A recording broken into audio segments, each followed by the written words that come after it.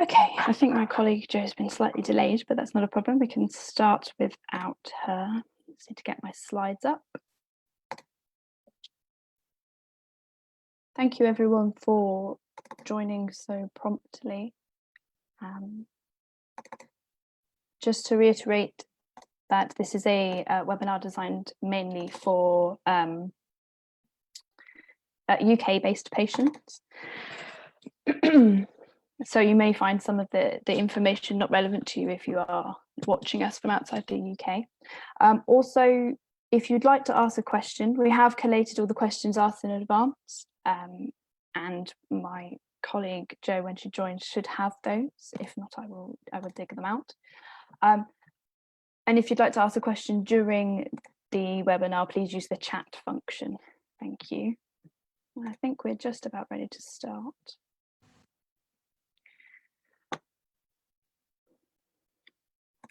Joys of technical issues. Here's Jo. While we wait for the PowerPoint to load, could I ask everyone to introduce themselves very briefly? So I'm Charlotte from Leukaemia Care. I'm the patient advocacy manager here. Claire Harrison, would you mind going next? I don't mind going next, just have difficulty finding the unmute button. Hello everyone, my name's Claire Harrison. I'm a haematologist at Guy's and St Thomas's Hospital. Thank you. And the other Claire, apologies for referring to you as such. I'm one of the clinical nurse specialists at Guy's Hospital. Thank you, Claire. And Adam? Hi, my name's Adam Mead. I'm a haematologist in Oxford. Wonderful, thank you. And Donal? Hi, my name is Donal McLaurin. I'm a haematologist in Guy's and St Thomas's. Thank you. And Jo is still connecting to audio by the looks of it, but we will also be joined by Jo Peplow, who's the patient services manager here at Leukaemia Care, and she'll be assisting me in asking the questions. So I've now got everything working smoothly, hopefully, and we can crack on. So the aim of today is to give you an update on our last webinar, following our last webinar, I should say, which was approximately 3 weeks ago, on the potential impact or experience of MPN patients during the COVID-19 pandemic. So I'm going to start briefly by going over some of what I said before and a little bit of a recap of the last webinar, and then I'll pass to our clinical panelists who will give a little bit of an overview each of their perspective and some more detail on what I'm going to say, and then we'll have plenty of time left for questions and answers. So just to recap, the general government guidance for those affected by blood cancers was issued approximately the 20th of March. I change the date every time I say it, but it was approximately the 20th of March. And the advice was that people with blood cancers of the blood and bone marrow, including leukemia and such, were likely to be at extra high risk of severe COVID illness if they were to catch it, and therefore they should start a process known as shielding. And the aim of this advice was to take a cautious approach. I mean, indeed, now we don't know much about COVID, but certainly back in March, there was very, very little information on this new virus, and therefore the NHS and the government took a cautious approach to who they classified as high risk at the time. So in the last webinar, we sort of talked about a little bit of what this meant for patients and what they should do in response to that guidance. So as I said, that the government guidance says anybody affected by a blood cancer at any stage of treatment should be shielding, and that's what we discussed at the last webinar. There is obviously going to be some people, depending on treatment, depending on age, that will be more at risk than others, but you should speak to your clinical team if you're not sure whether you should be definitely shielding or not. At that time, there was certainly little or no evidence of the effect on patients directly. There have been in the media several papers that possibly suggest that blood cancer patients may be at more risk or may not be at more risk, and I'm sure Adam and Claire can talk about those if there are any questions regarding to those. But in our last webinar, there was certainly no evidence of this. But importantly, Adam also shared a lot of information in our last webinar about the good news coming out about COVID-19, so potential vaccines, potential trials, and I know he's going to give us an update on those again today. And it's always good to reflect on the positive news. I guess a question on a lot of people's lips at the moment is, will this shielding period continue? So it's important to say that the initial 12 weeks of shielding ends on the 30th of June, and we don't know at the moment if that will be extended. There was a little bit of confusion around the announcements last week as to whether the government advising the general public can go out a little bit more, whether that applies to shielded patients or not. And it says deep within the 50-page document that they issued that the shielded patients are not advised to stop shielding at that point, but to continue to do so until the 30th of June or until the government issues further advice. And we just don't know after the 30th of June whether that will be extended at this point. And I think it's important that right now is, if you are shielding, not to stop shielding right now.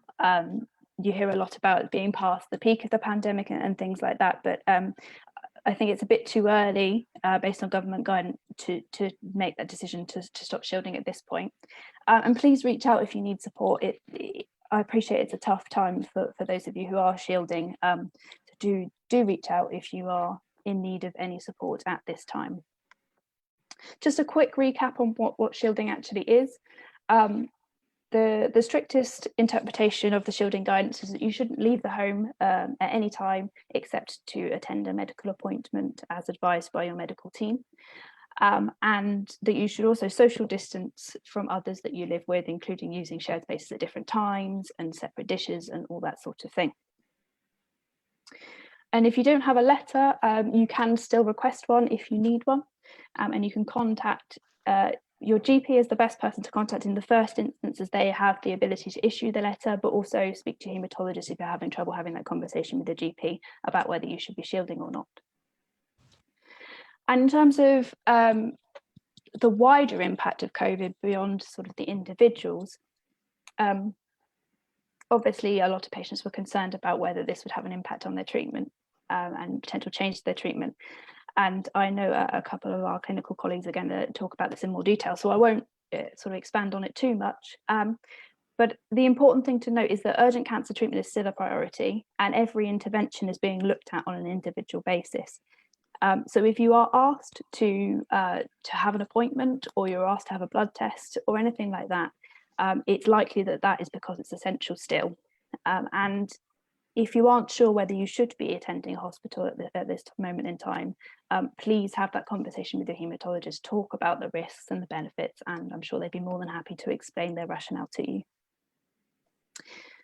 And on that note, I'm going to pass over to Claire Harrison, who will start to give you a bit of an update from her perspective. Well, thanks very much, Charlotte. Can we have the next slide? Of course. Thanks. So I've just got just a quick update on, a little bit about biology, and then just reflecting on overlaps. And as we speak to many of you over the telephone, just asking for, what the latest news is. One of the key questions that's been coming up is the issue about the link between COVID-19 and thrombosis. So we've learned quite a lot about the biology of this condition as reflected in this cartoon. We know that it's a viral infection, we know about transmission, etc. But we've also been learning something about the phases of the illness. So let's have a look at the next slide. So what we still know is that most patients will have a very kind of low grade illness. Some patients don't even notice that they're having it, have it at all.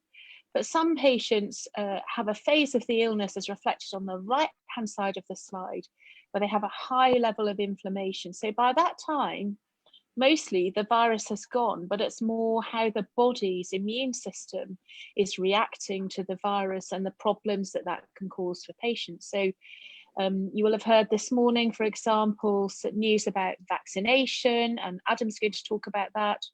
But also this morning, some news about some findings from colleagues at Guy's and St Thomas's, actually, about how low levels of certain types of lymphocytes, white cells, are seen in patients with more serious COVID-19 illness, and how that might be tackled. So there's a lot of focus at the moment about the immune system and how that interacts with the virus.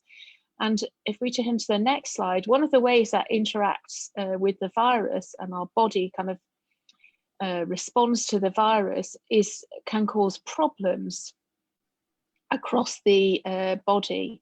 And one of those problems is actually a thrombosis. So we know about this, and we've known about this for some time, that so-called hyperinflammation or an overactive immune response can trigger problems with blood clots forming. And on this slide, you can see a variety of different blood clots that are seen by patients: inflammation of the heart, inflammation of the arteries.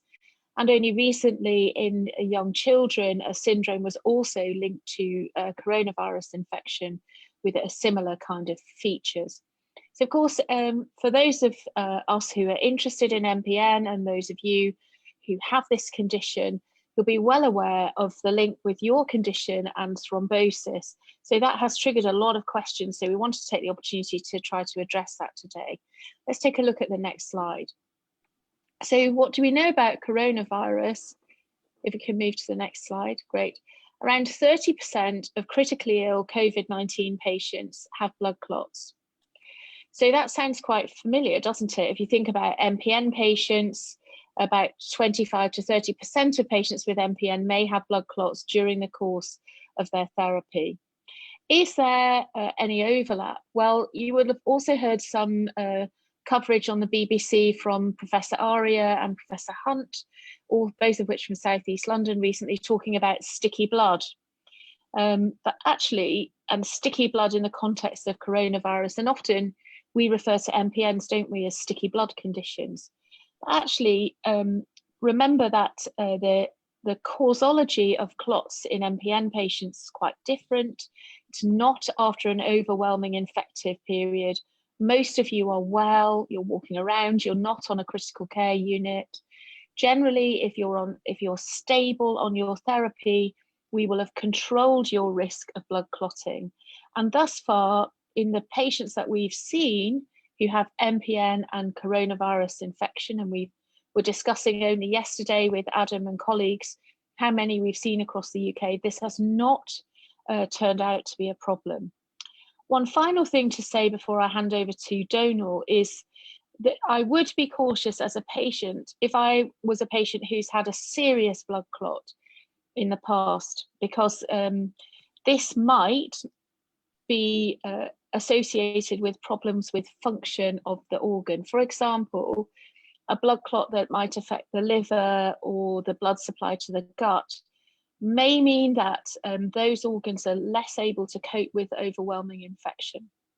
But you are, of course, on protective drugs to protect you from having a clot.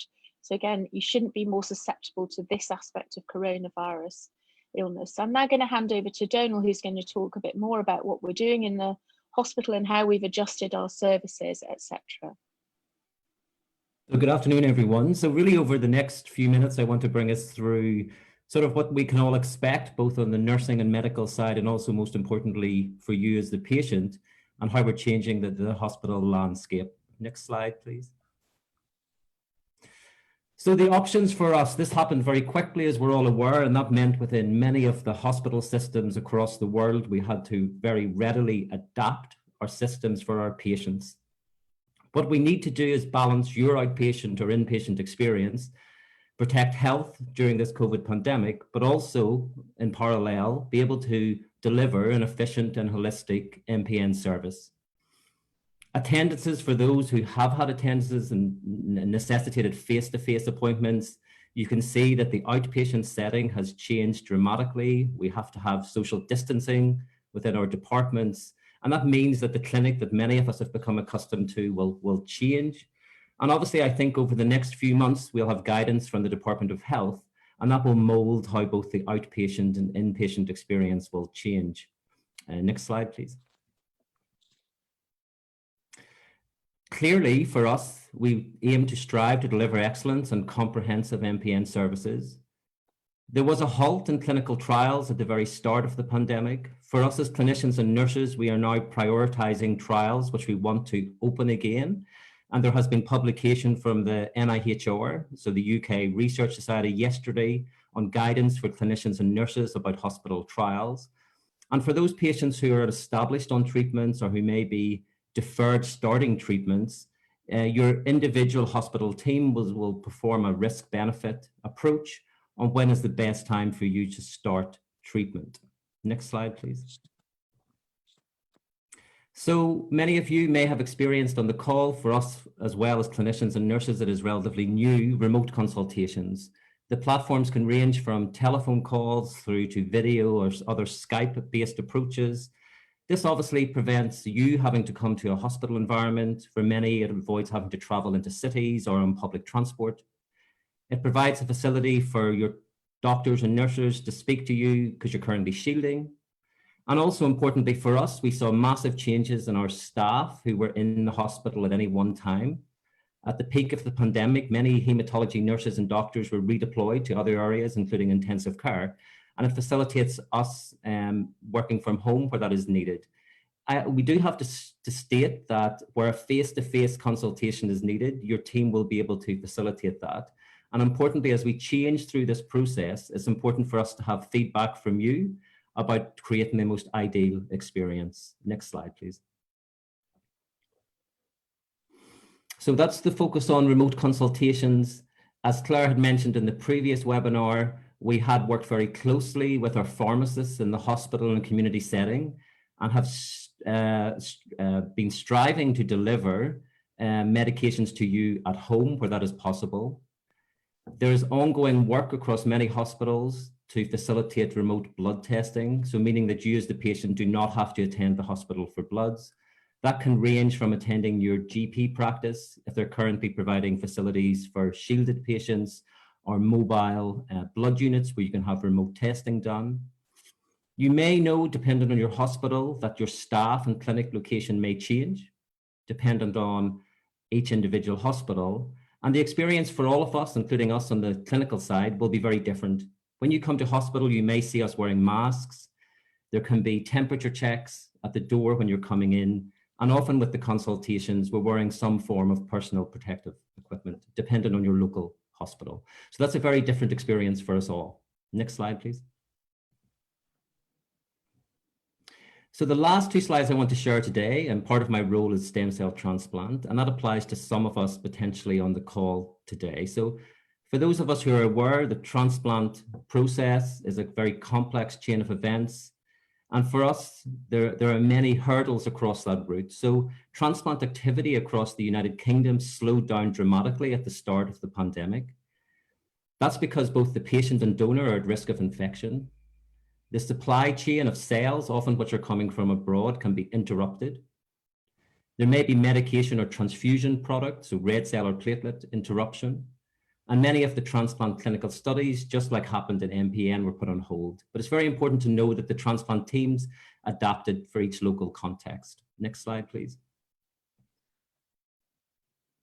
So for the donors, so those are the patients who are the individuals who are donating the stem cells. Sometimes deferral had to occur because they were actually in a risk category. As of a few weeks ago, every UK centre is now testing and screening donors for COVID-19 and also screening in the follow-up period. Challenges that we're facing are receiving cells from abroad because of lockdown variations across countries and ability to get cells on a specific day. So that means that there was a lot of work through Anthony Nolan about obtaining cells, and there is a cell collection hub now at Heathrow Airport for distribution of cells across the UK. And what your transplant doctors and nurses are doing is facilitating freezing of the cells before the patient will start conditioning. And next slide, please. And that means that when the conditioning starts for the transplantation, we're all content that we have a cell product to infuse back. Clearly, at the start of the pandemic, the numbers of transplants fell. Many centers are now starting to increase activity across the range of transplants. But I think it's important to stress that at present, that's mainly for those with acute and blood disorders, and for many with chronic blood disorders, we're waiting till we're further through the pandemic before starting the transplant process. And obviously that's a balance of risk. Next slide, please. I'd just like to finish before I hand over to Adam. I think we're all together working our way through this, both physicians, nurses, and patients together. I think we're all getting used to these virtual platforms, and I think we'll get much better at that together. Thank you.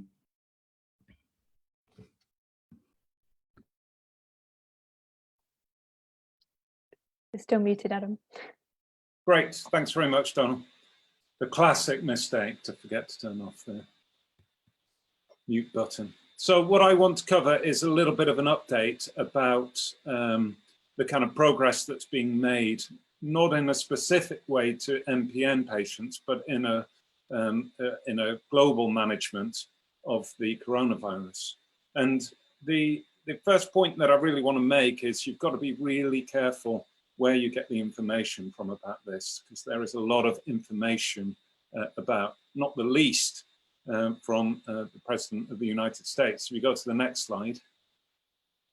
He's, at various different press conferences promoted the use of disinfectant, zinc, heat, light, and he's in fact taking zinc supplements and hydroxychloroquine, which remains an unproven treatment and potentially dangerous, as I will come to. So be careful where you get the information from, and definitely don't take any supplements or treatments that you might have heard about that might be that are proposed to be protective against the virus without discussing with your healthcare team. Okay, next slide, please.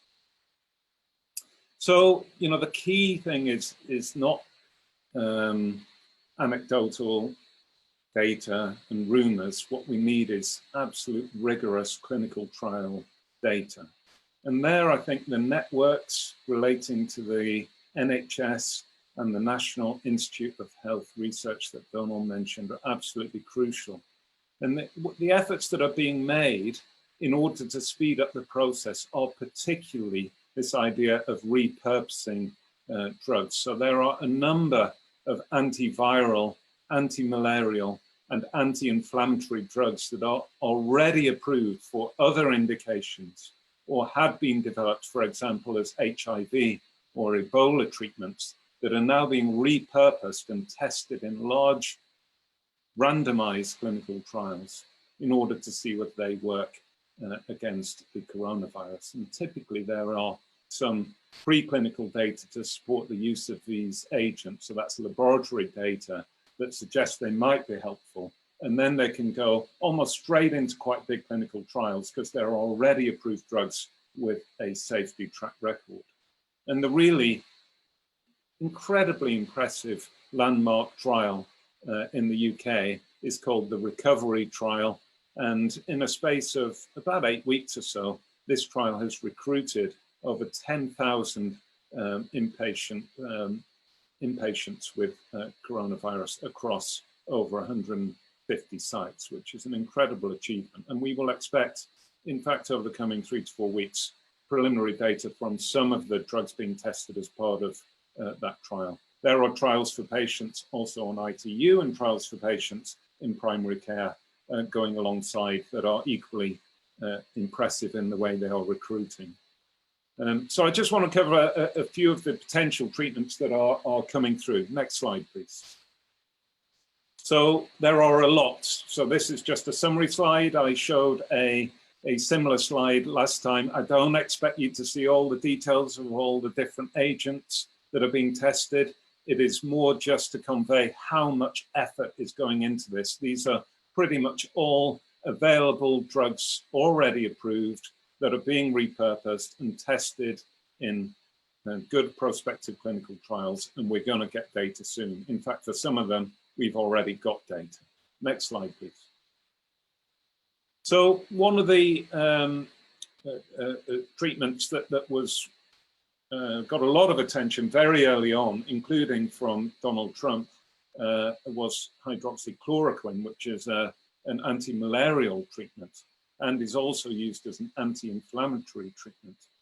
But there's quite a lot of emerging data now that it doesn't work. So there are randomized trial data, as shown on this slide, from multiple different studies showing no benefit of hydroxychloroquine above not receiving hydroxychloroquine in various different healthcare settings.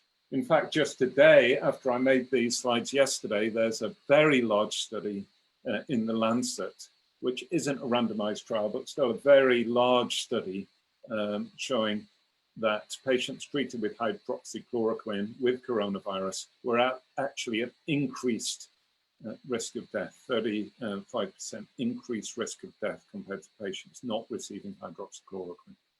So this shouldn't be taken outside the context of a clinical trial. Okay, next slide, please. On to some more promising treatments coming through. So you may have seen in the news the idea of convalescent plasma. So that's the idea that you collect plasma, a bit like donating blood, from patients who have had the coronavirus and recovered, and that plasma contains antibodies that that patient has made, and then you infuse that into patients with active coronavirus infection. Again, through the networks in the NHS, those trials are underway. They're rigorous, prospective, randomized trials, and we should get the answer pretty soon to those data. An alternative approach shown on the left-hand side of this slide is actually you can engineer the antibody. So instead of taking it from patients, you actually work out exactly what the antibody looks like, and you construct that antibody in the laboratory, and then you can infuse the kind of engineered laboratory. And the left-hand slide is taken from a paper from a top journal called Nature Medicine, where researchers have already used sophisticated techniques to identify the antibodies that are made, to purify those, to generate those in the laboratory. And then they showed in various different model systems that those antibodies were highly effective at inactivating the virus, including in animal model systems. And those antibodies will soon be coming to clinical trials. So a huge amount of progress being made there. Next slide, please. In terms of vaccines, I think this is the great hope for getting us out of this coronavirus outbreak situation. And the problem is, typically as shown at the left-hand part of this slide at the top, this is a process that takes many years. And what's been quite remarkable is how this process of developing a new vaccine has been adapted to really massively accelerate the progress. So that, you know, we should be in a position towards the end of the year when we've got viruses that might start being rolled out, dependent on the results of ongoing clinical trials. And I think, again, the UK is at the forefront of this. So the Oxford vaccine has already been given to over 1,000 patients in the UK. The problem is that there probably isn't enough coronavirus around in the UK at the moment for them to get conclusive results. So they're actually taking this vaccine forward into healthcare workers who have a higher incidence of developing the coronavirus infection. But they've now just published some encouraging data, which is shown on the bar chart on the right, showing that the vaccine in animal model systems can be quite effective at protecting against severe pneumonia associated with the coronavirus.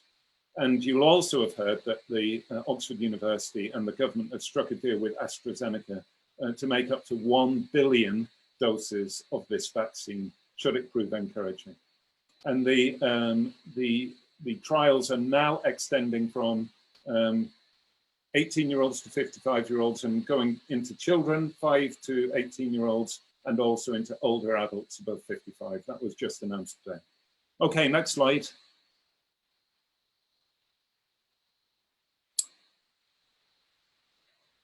Thank you. So the other interesting thing that is emerging is that there may be some inherent protections some of us already have against this coronavirus. As many of you may know, the common cold is frequently caused by other types of coronavirus. And there's emerging evidence that some of us may already have some lymphocytes in our system that give us partial protection against this novel coronavirus. And that may help to explain why some patients are getting much milder disease than others. Next slide.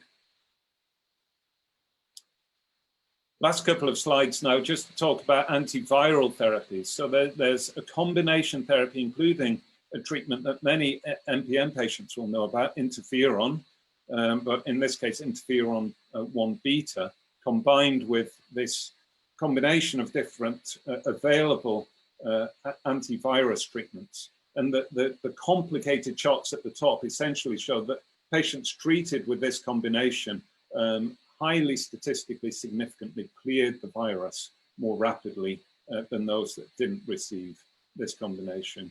And that is again getting taken forward into larger trials. Next slide. There's another treatment that you'll have heard about in the news, remdesivir. Here there's been slightly conflicting data, and it shows why you have to do really big trials. The data on the left was published in a smaller trial of just 200 patients, which did not show benefit of this particular drug. The NIH in the US, in an international study, ran this in over 1,000 patients and showed that this treatment was associated with a 31% faster time to recovery, which was highly statistically significant, a shorter period of time as an inpatient, and emerging data, although not statistically significant at the moment, that it reduced the mortality rate. Next slide, please. And there are also emerging anti-inflammatory treatments coming through. Tocilizumab is showing promise, and there are some trials of the JAK2 inhibitor ruxolitinib and also interferon, as I mentioned. So some of the MPN specific treatments are actually coming through as potential anti-inflammatory treatments to treat patients with more severe disease. Next slide, please. And the final comment is, as Claire had mentioned, there does appear to be an important role for thrombosis and blood clots in the development of the disease. And there is emerging data, not from randomized controlled trials, but there is emerging data suggesting that patients who receive anticoagulation whilst they're an inpatient have better outcomes. So that is a very intensive area for ongoing research. So that's everything I think I wanted to say, and I'll hand back to the Leukemia Care team. Thank you. Thank you, Adam and Claire and Donal there. And I think my colleague Jo has now joined us. Yes, apologies for getting late on to the, I had a few internet issues this afternoon, so apologies for that. Good afternoon, my name's Jo Peplow. I'm the Patient Services Manager here at Leukemia Care. I've been monitoring all the questions. We've had lots of interest, lots coming through, both through Facebook and on the Q&A and chat. First of all, we seem to be getting a lot still on there about shielding. So some of the things that we've had coming through is about the confusion about who should be shielding and why people are getting different letters. Maybe one of the guys could take that on, Donal? Yeah, so I think at the very start of the pandemic, when the Department of Health were sending out the letters, there was quite a varied response initially, I think, in the current rush to get letters sent out. I think through Public Health England, I think for our MPN patients who have not received letters, the advice on the website is to contact your general practitioner and also potentially your local hematologist. But normally this is done through your GPs. And from feedback, I know that some people have struggled with that. But there is, on the MPN Voice website, as you know, complete information on the risk groups and how to register. Okay, thank you for that. Does anybody else want to comment? No? Okay, so leading on from that, Jo, I think Claire wanted to comment. Sorry, she was coming off, was she? Sorry, Claire. Yeah, carry on. You may have to struggle with which Claire. Sorry about that. We're used to that in our team. Okay. So I just wanted to, I could just see a few questions popping up about who the letter comes from. Yeah. So just wanted to clarify that. So some patients will have had letters direct from their GP, some will have had letters direct from their hospital, and some will have had letters more centrally generated. I think this has been a problem for MPN patients because this whole thing about blood cancer, not blood cancer, and being rare conditions. So often these letters may well have come from a hospital. And so the format of the letter may be slightly different. That's all I wanted to just add.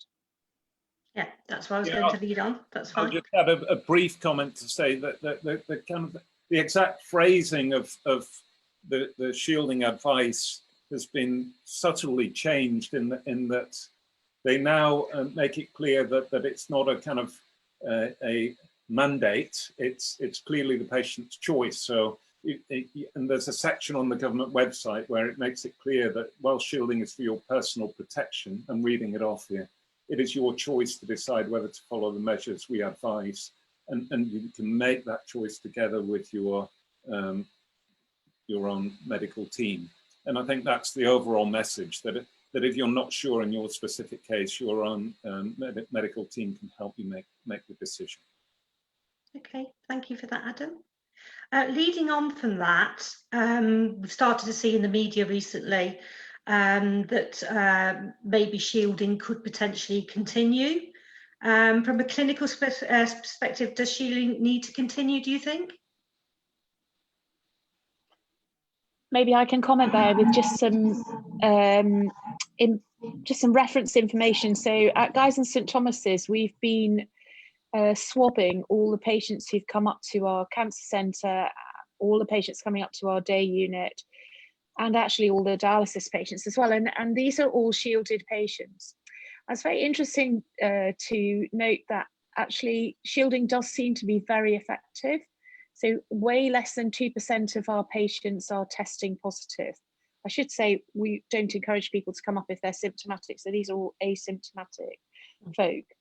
I think at the present time, you know, the prevalence of the coronavirus illness is different in different areas of the country, and it will fluctuate from week to week. So I think it's important to continue to shield at the moment, to be more reassured. But I think it's important to continue to be cautious. And if you have chosen to shield strictly or not shield strictly, we see a lot of questions about children going back to school, and that's going to be a pressing issue in the coming weeks. I think it is likely to continue at the moment, and I think you should continue to be cautious, however you have chosen to interpret shielding. I don't know if others want to comment.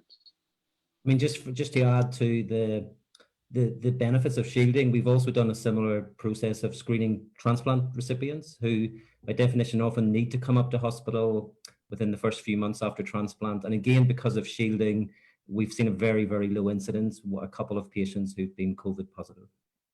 And I would just add that, you know, Claire mentioned during her talk that we discussed yesterday across many of the major centres in the UK that we hadn't seen obviously worrying incidents of severe outcomes associated with MPN. But it's important to remember, because I saw some questions coming through about that. Does that mean that MPN patients don't have to shield? No, because it may be because MPN patients have been shielding that the incidence is low. So I think we need data, we need to learn, we need data, and then we can have a kind of data-driven advice that goes out to people. And you can be assured that we are putting in major efforts to collect those data so that we can give you all much clearer instructions about who really does need to shield. And I think there will be some people that do need to continue, and those that where it's probably safer to behave more like the rest of the population and socially distance rather than shield. Okay, so touching on something that Claire just talked about there, one of the questions we've had through is about children going back to school, and they've asked, should I go back to work, stroke, you know, let children go back to school? Maybe Claire Woodley, could you pick that one up for me? Yeah, hi. So we've had quite a few phone calls about this. The government and the Department of Education have issued schools with guidelines on what they should try and implement, or practices that should try and be done for reintroducing children into school. It's an anxious, unknown territory for us with this. The government are basing their findings of reintroducing reception year 1 and year 6 pupils on the scientific evidence. I think the question arises about when parents are shielding, and what the government kind of said as of this morning was that if your child can understand what is meant by social distancing and can do social distancing, then it is fine for them to go back to school. But as we all know, 4 to 5-year-olds are very difficult to social distance. And in that case, then they're saying there is no expectation for parents to send their children in these circumstances. I think the best thing to do is to actually get in contact with the school that your child attends, speak with family liaison officers, see what processes they are having in place, and discuss with them what the potential risk is for your child in returning. Thank you, Claire, for that one. Anybody else want to add anything? Okay, so moving on, we've had quite a few questions on the chat as well about vaccines. And the worry seems to be whether or not, because it's live viruses, that would MPN patients actually benefit from a COVID vaccine when they're available? Adam? There are lots of different vaccine strategies being adopted. The Oxford virus, the vaccine strategy is based on an adenovirus, but it is not a live attenuated vaccine. It's quite a different approach, and my understanding is that that's the type of vaccine that could still be applied even in patients with a degree of immune suppression. But you know, we need more data, and those trials will be done, and that's what will take the time, because the trials will inevitably initially be done in patients without an underlying diagnosis, and then be expanded to patients with hematological malignancies and related conditions. So we need more data, but there are multiple other trials worldwide using completely different vaccine approaches that are looking equally promising. Okay, and then leading on from that, we've had a question about when shielding does start to lift, would vulnerable people be a priority, do you think, for a vaccine? Yes. Okay, thank you very much. Okay, so the other thing we've had is about, we've got a few questions in here about treatment and whether or not during a pandemic, should you continue to access the treatment for as long as possible? And also leading on from that about the benefits of maybe switching treatment as part of sort of avoiding a hospital. So I think just to start an answer to that, with regard to treatment, I think we do consider treatments very carefully, and we use treatment primarily to reduce the risk of blood clotting and to keep you in good health and to keep you out of a hospital. So I think it's important where possible to continue your treatment, and that needs a good dialogue with your healthcare team and your family doctor to make sure that you can continue to access treatments and their monitoring. Switching treatment at the present time, again, we would have to weigh up the risks and benefits. Often if we're switching treatment, there's a rationale for it, and it would be weighing up the benefit of that target versus the risk of having slightly more out of control blood count, slight increase in risk of clotting or bleeding, but also the need then to come for a blood test, whether that be in the hospital or elsewhere, depending on where you are. Okay. So very much an individual discussion. Okay, thank you for that. Maybe I can ask Donald to answer this one. We've got one here about transplants. So someone that's had a transplant, are they especially high risk? How long after a transplant would you say they were still at high risk? Yeah, so this has been looked at by the European Transplant Society, and also then Clearly, transplant recipients within the UK fall under the vulnerable group and are currently being shielded. They're particularly at risk because the immune system needs to grow up after transplant. It takes a long time to learn how to fight infections. So that's why vulnerability, particularly within the first 6 months after transplantation, but that could extend up to a year or after. So at present, transplant recipients do fall into the vulnerable group and are shielding. Okay, anything for anybody else on that one? Thank you. So what is the process if an MPN patient gets COVID? Should they come straight to you first? What's the protocol?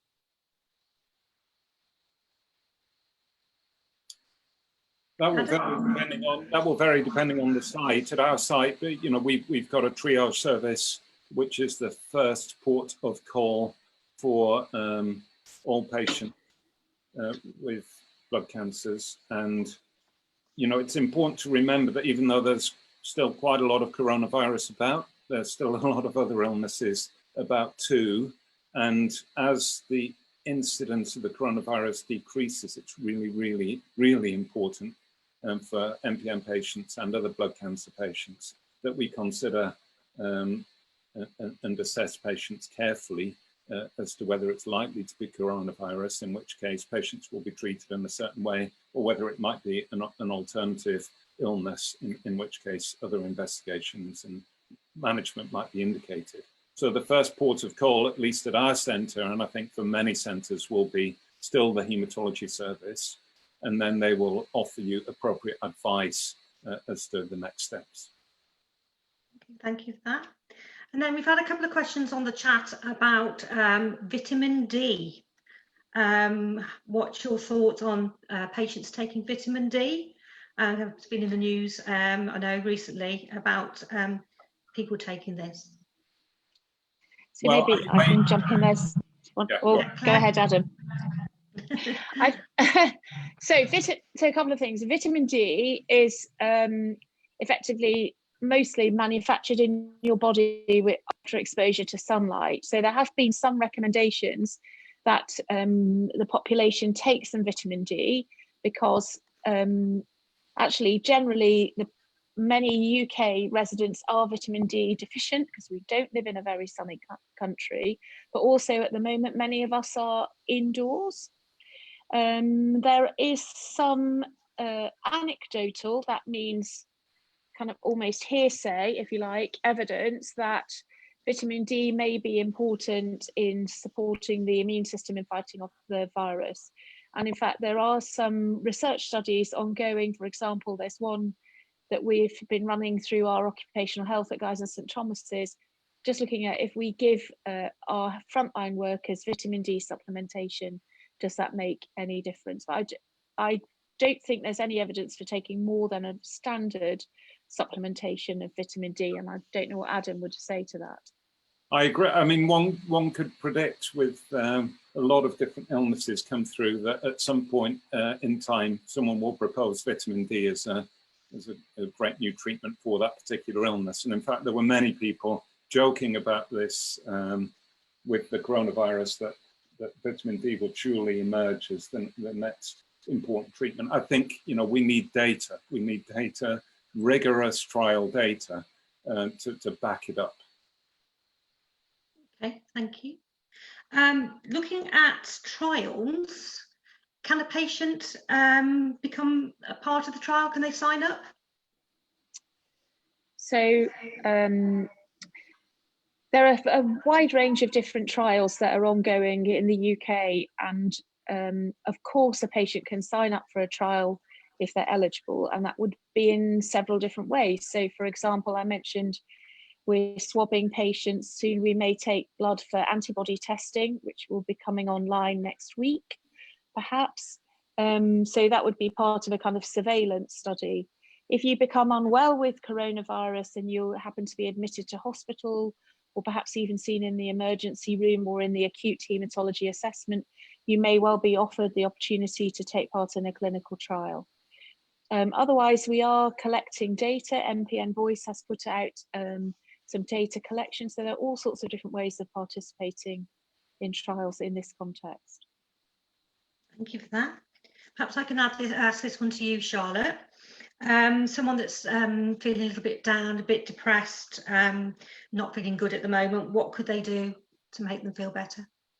Yeah, absolutely. I mean, it's an interesting one because I've heard from a few patients that they find that obviously shielding and the isolation involved is really tough, and I'm sure a lot of people can relate to that, but also a lot of people perhaps feel as if they're going backwards to a time where they may have had to isolate because of their blood cancer experience, particularly if they've had a transplant. So I think there's two groups of people who perhaps finding it difficult in different ways.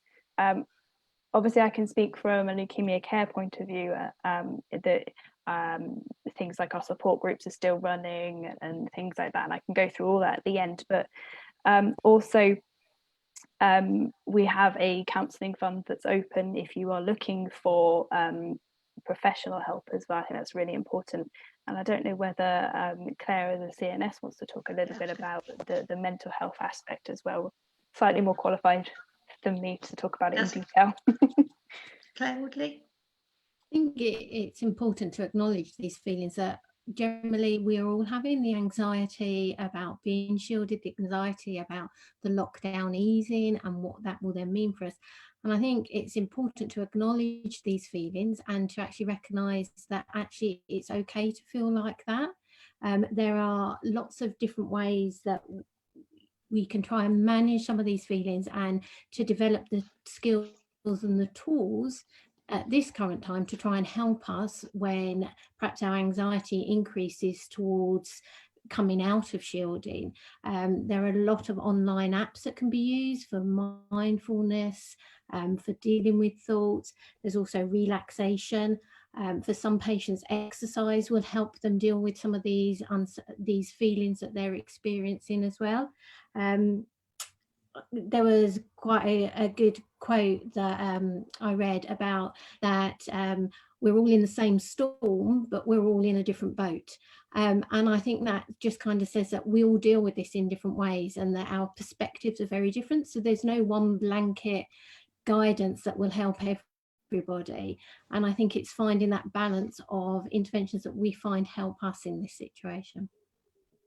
Thank you very much. So I'm conscious of time now, so we're coming up nearly to the hour, but we've got a couple of questions just to round up nicely about the future. So one of the questions is about, do we think telephone consultations will be a thing of the future? Adam? Well, they were a thing of the past as well, so I'm sure they will continue to be used in the future. It may be, you know, I think that the rapidity of change in the context of the coronavirus outbreak has been something to behold, and I think there are some positive aspects to it, the way we've managed to adapt the service, and some aspects of that are definitely positive. But I think the degree to which a lot of the patient management is remote is unlikely to stay at that level. But I suspect this will provide an impetus to many centres increasing the amount of remote consultation that they do, but only when that's something that the patients also want to do and it is seen as mutually beneficial. I think the slight difference in this circumstance is rather than this being a choice for the patient, it's almost been thrust upon everyone, patients and doctors alike. And that's the bit that I think we all feel a little bit uncomfortable about, but I think we can learn from some of the positives and take that forward as a kind of force for change in the future. So I think there will be some positive aspects in terms of how we run our clinics. Thank you. And Charlotte, we've had a question about webinars itself. Do you see them carrying on? Yes, very much so. I think it's going to be difficult for many people to get together as groups for some time yet, regardless of the sort of the government announcements. It may also be sort of too worrying for people to get together. So indeed, we're looking at keeping these going. COVID specific ones, it depend on sort of whether there's any changes, and you can always look back at previous ones. We'll put them on YouTube and they'll be saved on MPN Voices. Facebook page and also on ours. So there's a few places you can look for it to remind yourself of advice, and we will certainly be reaching out to our panelists here if we do feel like there is demand for another one. And please keep asking your questions, because that's sort of how we know whether there's something sort of worth making a webinar about. Brilliant. Okay, before I pass back to Charlotte, I'm conscious that we maybe didn't get through all the questions, but as Charlotte said, we do have, by all means, we have different means that you can send your questions into, and you've got all the materials and places to go to get that information. So you've got MPN Voice webpage, Leukaemia Care webpage, our Facebook page, and also at the end, Charlotte will be sharing some of the links for our advocacy and support side for you. So I'd just like to say, as I start to wrap up and pass back to Charlotte, thank you for all your questions. Hope you found them enjoyable, and thank you to the panel. And I will just pass back to Charlotte to finish up with the support side. Thank you, Jo. So yeah, just a little bit more information on what's available from both MPN Voice and ourselves at Leukaemia Care. So MPN Voice do a wide range of things. I have to say, I found their web page listing who should and shouldn't be shielding and advice around shielding particularly useful. So I have to personally thank them for that, and I would recommend their web page on that in particular. But of course, they provide plenty of support services, forums, buddy scheme, advocacy support, and the like. So I do encourage you to get in touch with them. They're very knowledgeable people. And also, again, from ourselves, very similar offering. Obviously, we cover a much wider range of blood cancer types, but we're doing these webinars, and we will continue to do them in collaboration with MPN Voice as and when necessary. We have newsletters, podcasts, social media, whatever format you're looking for information in, you can probably find it from us, so please get in touch. And then in terms of support services, obviously I mentioned a little bit about this earlier, but it's important to say that a lot of our support services are continuing in a digital form, including virtual support groups, welfare and advocacy advice we can do over the telephone, and obviously online forums, Facebook groups, and the like can all be done digitally. So please don't feel like you have to sort of sit out this period without any support whatsoever. And there are our contact details. And if you don't quite catch them now, I would recommend going onto the YouTube or the Facebook page and just pausing them at the moment you need them, and then you can see them for future reference. It's also important to say there are other charities available in this particular context. Blood Cancer UK you might find useful. And thank you to MPN Voice in particular for helping us recruit both speakers and participants for this webinar. We wouldn't have got quite such a response without them, so thank you very much for that. And I think that's all there is to say. I'd echo Jo's comments to the panelists. Thank you, Adam, Donal, Claire for your time as ever. And thank you everyone for listening, and we'll see you next time. Thanks, guys. Thank you. Bye-bye. Bye, thanks. Bye.